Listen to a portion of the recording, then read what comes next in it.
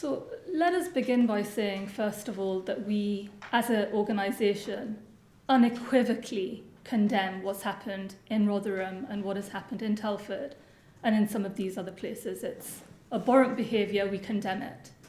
But let me say equally, unequivocally, that what we find very troubling, very disappointing, is some of the rhetoric that started to emerge at the more senior levels, whether it be generic or others, around the British Pakistani community and the way in which the behaviour of a few is essentially ending up stigmatizing an entire community. The height of when Pakistanis were under attack, but there was hardly any mention in media of his religion.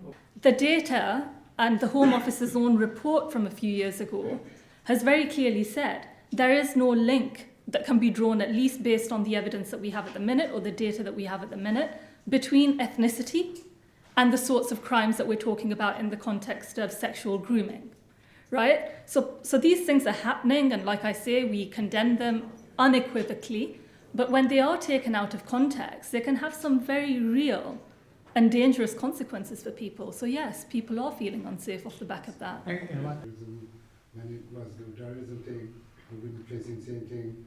The last right thing, Pakistani community been targeted as well. And I think it's really dangerous to focus in on one aspect of what has happened in these towns. There was a lot that enabled those men. There was corruption within the police force. It was a class issue.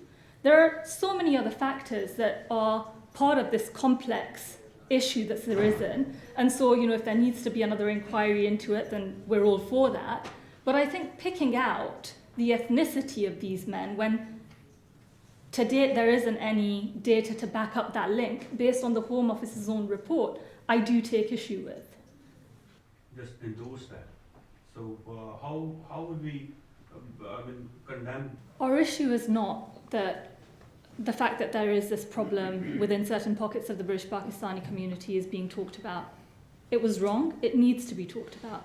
What we take issue with is the way in which it's being talked about and the way in which British Pakistani men are being singled out as, perpetrators of sexual abuse, when actually the problem is much more nuanced than that. And there are lots of factors that heighten the risk of sexual abuse. Most of child sexual abuse takes place in the home.